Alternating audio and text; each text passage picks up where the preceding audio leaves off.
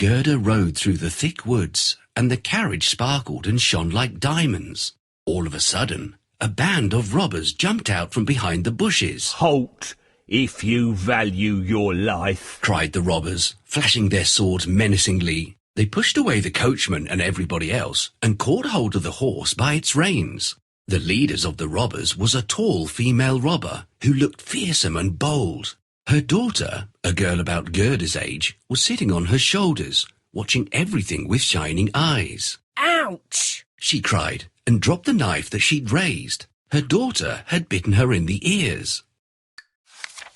"You will not harm the little girl," said the daughter. "She will stay in our castle and play with me." After they'd looted everything, the female robber and the robber maiden got into their carriage. They made Gerda get inside as well.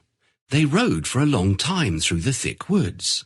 The robber maiden took Gerda's warm woolen muff for herself. Then she hugged Gerda and said, "Nobody will harm you as long as we're friends. But if you dare to refuse to be my friend, I'll push you off the carriage." It seemed like they'd been riding forever, but the carriage finally stopped in front of an old and crumbling castle.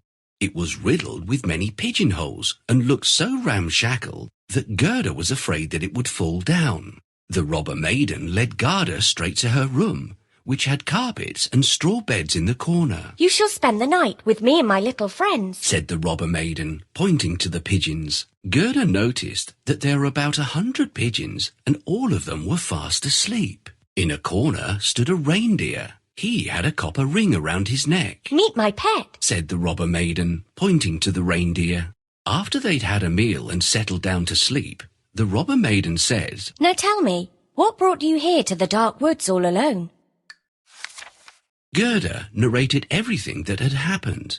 She told her about Kay and how much she missed him.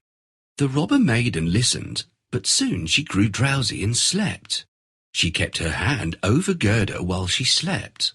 The robber maiden was snoring loudly, but Gerda was wide awake.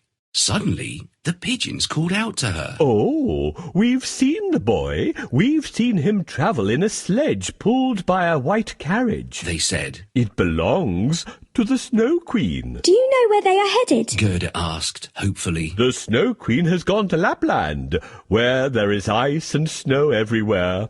Ask the reindeer. He knows the place well," said the pigeons. "Of course I know the place," said the reindeer. "It's a glorious place, and it is beautiful.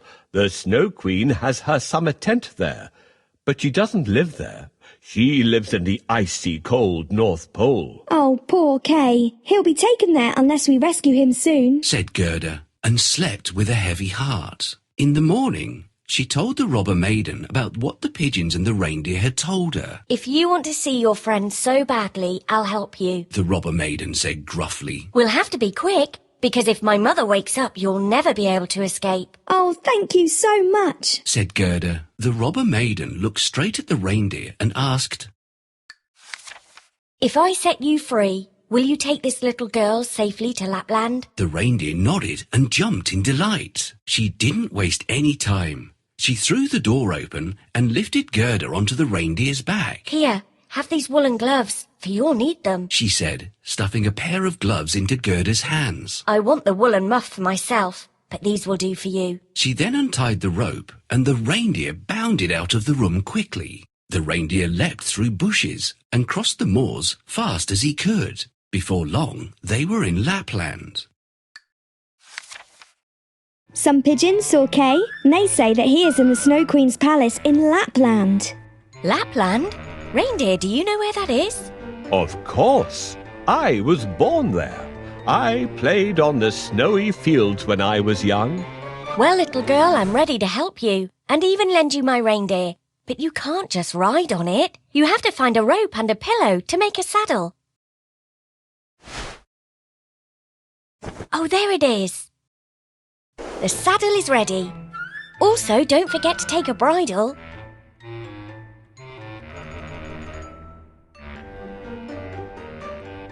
"You found it. Take the woolen boots and mittens." "You got it. Now you're ready for the long trip.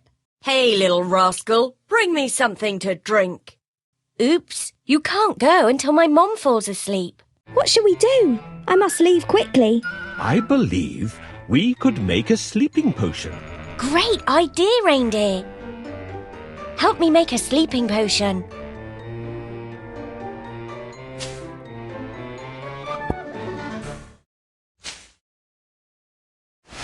It's almost ready. Let's dilute it. She doesn't drink milk. Yes, ale is what we need. Now we have to stir it.